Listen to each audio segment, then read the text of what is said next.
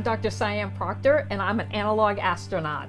I'm Jeffrey Notkin, President of the National Space Society, and this is A Day in Space. Well, Cyan, you lead an adventurous and exciting life. I would like you to share some of the details of your life experience with our viewers around the world. Well, I basically have space in my blood, I think, because I remember at an early age just looking up and just dreaming about going out there and exploring. And so I wanted to become a pilot, wanted to be an astronaut, all of these things. And it just so happens that in 2009, I applied for the NASA astronaut selection process, and I was a finalist. So I got down to a yes-no phone call. And even though it was a no, I became an analog astronaut over the last 10 years. One of the things that really amazes me is that you tell this story about not quite being selected as an astronaut with such delight. I think a lesser person would have been crushed. But you've taken it, you've used it as a springboard to go into other things. Well, what I realized is that there are opportunities, and there are opportunities here on Earth. And becoming an analog astronaut has enabled me to help advance human spaceflight, but here, just on Earth, doing things like living in Moon and Mars simulations. Tell us about this, if you would. I'm really intrigued by this red, vaguely honey beehive-like prop that we have here. This is related to your analog astronaut work. That's correct. An analog astronaut is somebody who engages in human spaceflight training and research, but here on Earth. And so, in other words, Jeff, I like to live in Moon and Mars simulations all over the world. And you like to eat well too, if I'm not mistaken. You're not only a chef, but you're also an author of a rather unusual cooking book. That's right. It's called Meals for Mars, and it's based on me living in the high seas habitat, this is a 3D model of that. And I lived in this habitat for 4 months, doing a food study for NASA. It was to investigate food strategies for long-duration spaceflight, so if we were going to Mars. So 4 months in a plastic tub and you're still smiling. That's correct, because they were feeding me. And the director of the High Seas Project, if I'm not mistaken, is Hank Rogers, who sits on our board of governors of the National Space Society. Colleague of yours? That is correct. Hank Rogers owns the high seas habitat. Excellent. And so what about you, Jeff? What about your background? Well, Cyan, you know me, a bit of a rascal, bit of spaceflight, bit of rock and roll, bit of filmmaking. So in addition to serving as president for the National Space Society, I am on the board of governors of the NSS. I am on the board of directors of the Astrosociology Research Institute. And I'm a science writer, a television host, perhaps best known for TV's Meteorite Men and also the multidisciplinary science show STEM Journals. And in my spare time, I'm a movie producer. And I do both documentaries like First to the Moon, which is the official documentary story of the Apollo 8 mission, and the feature film Revenge of Zoe, which is set in the world of comic books, which was filmed in Tucson. And I like to mix my interests, but somehow it always seems to come back to spaceflight, comics, science fiction, meteorites, bit of history, bit of arts, that kind of thing. Just a little bit of everything. Yeah. We here, and probably ourselves, have spoken about the multiple arguments for going into space. And there's the obvious, which is, well, we humans are explorers and we have a need to get to the top of the hill and see what's on the other side. And then there's the survival argument, which is we all appreciate that at some point in the distant future, there will be no more Earth. And so we do have to establish other living opportunities off-world. But there's a more nuts and bolts and more relevant and concrete argument for the day-to-day world. For that person who says, well, I don't understand why we're spending all this money on spaceflight when we still have problems at home. And the argument, the reasoning that we need to convey to that person is that every dollar that's invested in space development, in space technology, gets repaid back here on Earth to an enormous degree. Perhaps as high as 15 to 1 is one of the estimates. How do you feel about that? Is that a valid argument, a valid reason? It absolutely is. I mean, we have real challenges here on Earth, and the way we're going to solve them is through some of the technologies that we create and advance in space. And so we just don't see it because it's just one of those little disconnects. But the more we talk about how things like Velcro came from space, the space program, and it's everywhere. Yeah, it's we're probably using it at the moment, actually. What would you most like to see? What's your dream thing? Is it a specific technological development? Is it a more people-oriented thing? You know, for me, I think that the big thing is about crew cohesion and how we can get along better. Because if we can figure out how to do it in a small, like, space shuttle or the International Space Shuttle or in a habitat on the moon or Mars, then maybe we could do it on Starship Earth. No, that's a good argument and a good hope. For me, I think it's arts-based, which might sound surprising since I'm a science guy, but I'm also an artist, and I'm fascinated by the idea that all of these photographs, all of the footage that we've seen of Earth, of the missions, that's all been taken, all of the off-Earth footage has been taken by astronauts who are very highly trained and very highly skilled in other areas. And yet, they managed to take these magnificent images. Show me a person who has technology that isn't familiar with the Earthrise photo from the Apollo 8 mission. We all know it. It's like the Mona Lisa of the science world. And yet that photo and all the other beautiful photos of Earth, those marvelous images from the International Space Station, from Skylab, they were taken by astronauts in spare moments, in between their assigned tasks. So what will it be like when we send professional, experienced artists into space to share what they see and what they feel with the world at large? What will it be like when we have a great writer go into space to record the experience, or a photographer, a painter, a composer, or filmmakers? That's what I want to see. It'll be amazing. The inspiration that will come from that. I mean, science and the imagination. To me, there's nothing better than that. And when we're talking about inspiring the next generation to be explorers and to want to go onto the moon and Mars and beyond, it's going to take those kinds of people with the imagination and technical know-how to inspire us in those ways. I'm so glad you said that, because describing a person with imagination and the technical know-how is a perfect introduction to our first guest. So I would like to introduce all of you to Bruce Pittman, my friend and colleague. He is the Senior Operating Officer of the National Space Society, so someone I have the privilege of working with on a regular basis. And he is also the Director of Space Development at Offworld, which means he's working on the space portal at NASA Ames. Pretty exciting stuff. And he is a recipient of NASA's Exceptional Public Service Medal. So, ladies and gentlemen, I invite you to meet Bruce Pittman. Hello.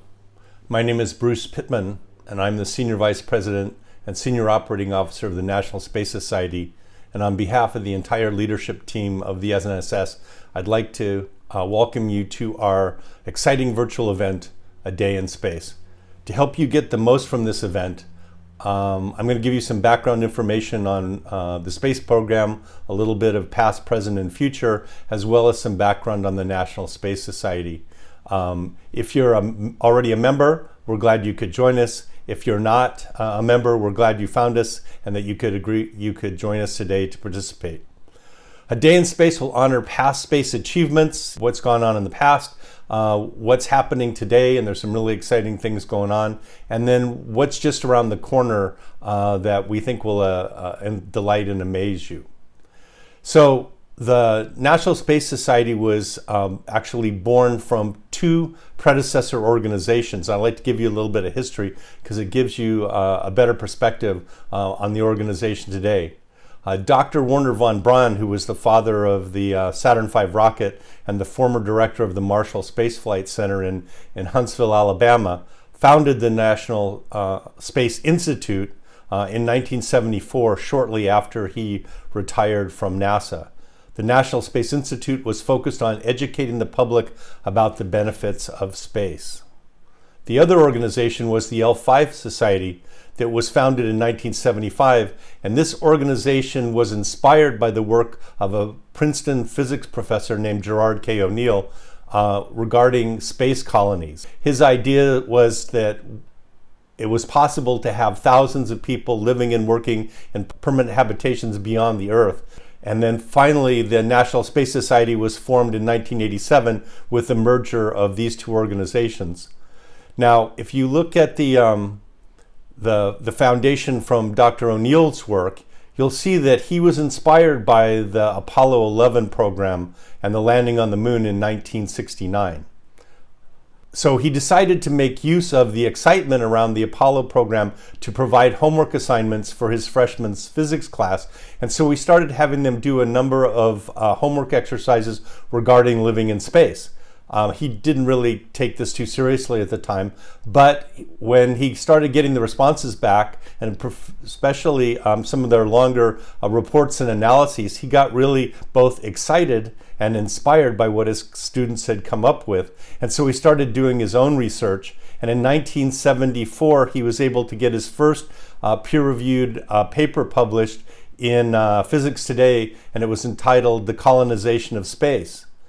The next year, NASA helped with the funding for a 10-week summer study on space settlement that Dr. O'Neill led, that was hosted at the NASA Ames Research Center in Silicon Valley and at Stanford University.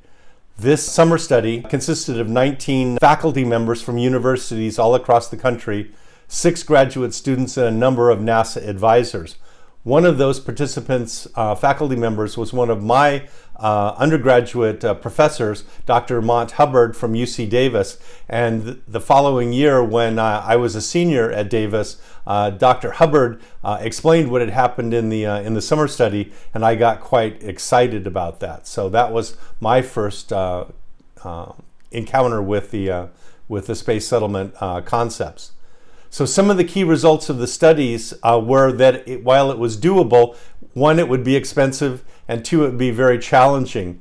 And so some of the key elements that were required to pull this off was, 1, that you needed a fully reusable launch vehicle to get the cost of going to space down to a more reasonable level.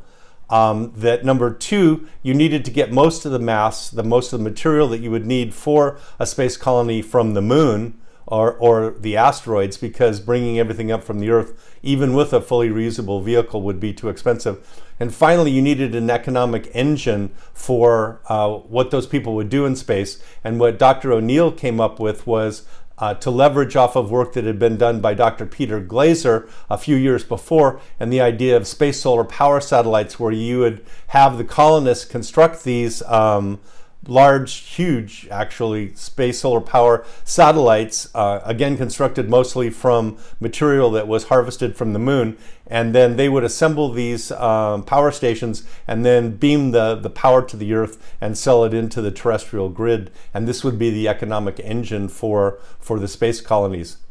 So NASA published a special publication on this report of the work that was done during the summer study, but not satisfied with this, Dr. O'Neill wrote his own book aimed at the general public called The High Frontier, Human Colonies in Space, which was published in 1976. O'Neill then worked very hard to spread the word about this. He was on the Johnny Carson show, the Tonight Show with Johnny Carson, and he wrote articles for Omni Magazine and other popular periodicals to get the word out. So, taking the theme of both of the organizations, both of the benefits of space and people living and working in space, the National Space Society adopted a vision, and the vision is simple and to the point. It's people living and working in thriving communities beyond the Earth and using the vast resources of space for the dramatic betterment of humanity. So you can see the blending of the two organizations, the National Space Institute and the L5 Society, into the vision for the NSS. So what does the NSS do today? So we are a grassroots, not-for-profit space education and advocacy organization. We have dozens of chapters around the country and around the world. We have a number of educational programs that are geared for both high school and college-age students that are designed to inspire and nurture the next generation of space technologists, entrepreneurs, and leaders. We write a number of white papers and position papers on a variety of topics every year, and all of these are available on our website at nss.org. We hold two major conferences every year. The International Space Development Conference is held in May, and the Space Settlement Summit is held in the fall. Unfortunately, because of the pandemic this year, we were not able to hold our International Space Development Conference, but hopefully next year, if things get better, we'll be able to hold that, and we hope you can join us next May in Los Angeles. At these conferences, we give out a number of major awards. We are also getting more into social media, and so we are now have a social media campaign on Twitter, Facebook, and YouTube, and we hope you'll follow us on these mediums. So as far as developing the next generation of space leaders goes, we think we've got a fairly good track record. Let me give you a few examples. Lori Garver was the second NSS executive director from 1987 to 1996. She was our longest serving executive director, and she went on to become the deputy administrator of NASA from 2009 to 2013. George Whiteside was the NSS director from 2004 to 2008, and he is today the CEO of Virgin Galactic, working for Sir Richard Branson. And finally, Scott Pace was the NSS Executive Vice President in the 1990s, and now he is the Executive Secretary of the National Space Council that is chaired by Vice President Mike Pence. So what does the NSS advocate? So some of the things that we've supported over the years and we continue to support is the International Space Station and the transition to whatever comes after, and that transition be seamless, that reducing the cost of getting to space and expanding the access to space for more and more people is one of our goals. Protecting the Earth from asteroids and cometary collisions and making space travel safer, worrying about issues such as orbital debris and space traffic management and regulations regarding access to space. Returning to the moon and traveling onto Mars have long been goals of the National Space Society. Building a thriving space economy both in LEO and in deep space, which includes mining the moon and the asteroids, we think is an essential part of a sustainable space development program. And finally, accelerating space development infrastructure in particular, and the use of public-private partnerships to help finance that. I'm going to talk more about public-private partnerships in a minute. And then finally, training the next generation and encouraging students to be interested in STEAM. Yes, there is room for the arts in space. We have an award-winning magazine, so if you're interested in any of these topics and want to know, we have published a number of articles over the years on a number of these topics. So what about this LEO economy? So as most of you know, we have an International Space Station that's been in orbit for over 20 years and permanently occupied in low Earth orbit. In 2005, Congress established the ISS National Lab, which gave half of the pressurized volume and half of the resources of the U.S. portion of the International Space Station as a national laboratory that NASA would run, but that would be there for the benefit of non-NASA users, both in the federal government as well as the general community. NASA has set up a number of public-private partnerships with a variety of commercial companies, a few of which are Made in Space, NanoRacks, Space Tango, TechShots, and BioServe. And some of the areas that they're exploring in space are additive manufacturing in microgravity. In particular, semiconductor and exotic glasses are some of the really exciting research areas. A lot of work being done in biotechnology and drug development and drug delivery, in regenerative medicine, including replacement organs such as heart, lung, kidneys, and even retinas for curing blindness. Food production and remote sensing are also some areas that are being researched on the International Space Station. As of last year, NASA has come up with a new commercialization policy that now makes it much easier for private individuals and companies to make use of the space station, even to the point of hosting non-NASA astronauts on the USS portion of the space station. So one company, Axiom Space, has now signed an agreement with NASA to fly 3 passengers to the International Space Station at the end of next year. And Tom Cruise has announced that he's working with both Axiom and NASA, and he's going to be shooting a movie on the International Space Station. So the space paradigm is shifting. The rules of space and some exciting new players are into the game. And I wanted to just give you 2 examples here, people that you've probably heard of but may not know the details of what they're doing as far as space is concerned. The first is Elon Musk, who founded SpaceX in 2002 to make humanity a multiplanetary species. Over the last 18 years, I think it's fair to say that SpaceX has revolutionized how rockets and spacecraft are built. He's developed the partially reusable Falcon 9 rocket, which is now the most reliable and most frequently flown rocket that's currently flying in space, as well as the Dragon capsule has carried cargo to the International Space Station, and now has also, for the first time, carried crew. So in late May, the new Dragon capsule, the Dragon 2, delivered 2 NASA astronauts to the International Space Station, and they will be up there for the next 60 days, coming back in early August, and then the next crew will go up probably in late August or in September. So the Dragon and the Falcon 9 development was done as part of a public-private partnership between NASA and SpaceX. So the government paid a good portion of this, but SpaceX paid for part of this as well. And so as part of that deal, they were able to streamline the amount of oversight that NASA would do and give SpaceX some more design flexibility about how they built and operated the vehicles, but all within NASA safety guidelines.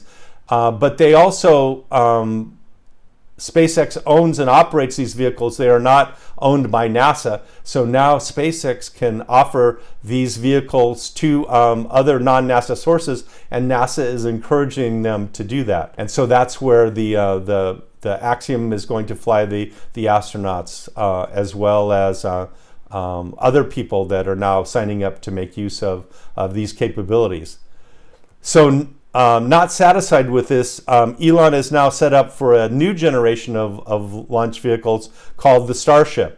Now this will be a fully reusable, with both the first and the second stages being able to come back and land on Earth and be frequently flown and with fast turnaround. So these will be truly huge vehicles, where the Saturn V rocket that Dr. von Braun built was 363 feet tall and had 7.5 million pounds of thrust. The Starship that Elon is building will be even larger and will have twice the thrust that the Saturn V did, over 15 million pounds of thrust. It will be capable of carrying hundreds of people to low Earth orbit, or 100 to 150 tons of payload. He already has a paying customer who is signed up to fly the Starship around the moon in 2023, and NASA recently awarded SpaceX a contract to develop the Starship for landing on the moon as early as 2024. So the other person I wanted to talk about was Jeff Bezos and his company Blue Origin. Jeff was only 5 years old when the Apollo 11 landed on the moon, but he says he remembers it clearly sitting in his family's living room watching the television.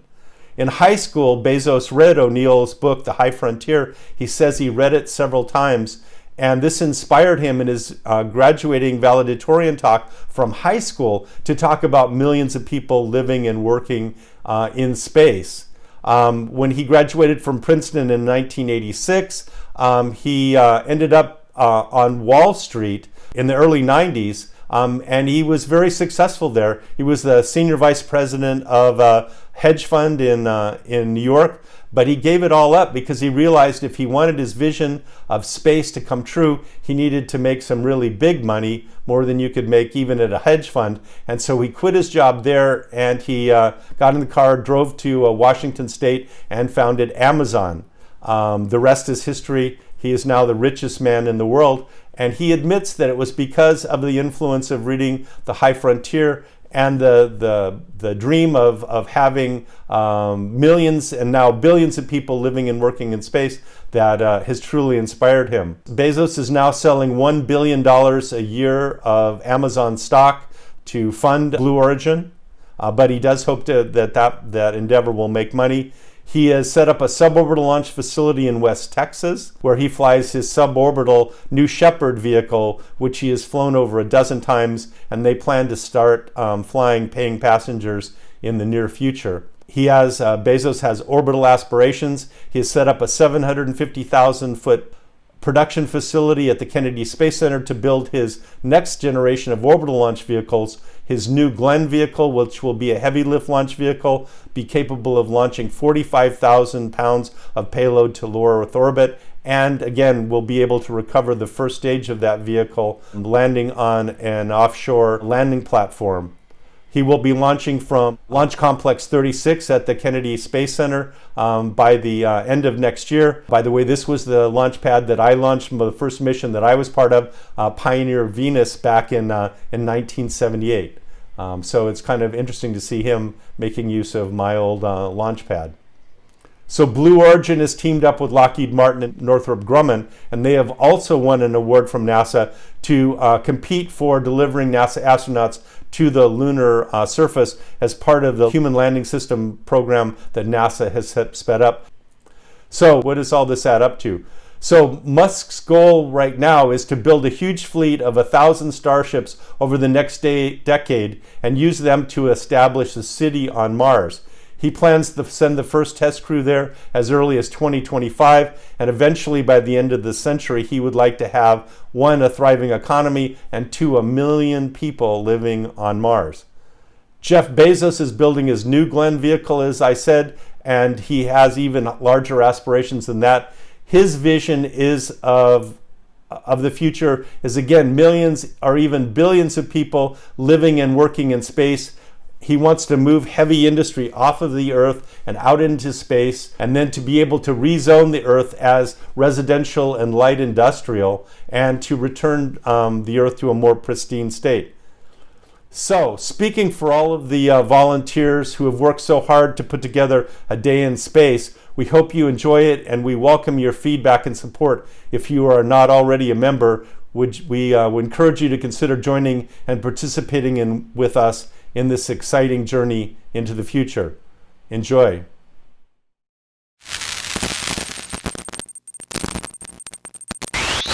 Hola, my name is Dr. Aitillo Gonzalez-Suriquio, also known as Dr. G. I'm a molecular geneticist, a researcher, and an educator here in Southern California. My goal is to inspire the future world changer in space exploration. With diversity, equity, and inclusion in the forefront, STEM innovation will have no bounds. Our future, together on this planet and beyond, will be a better place for all of us.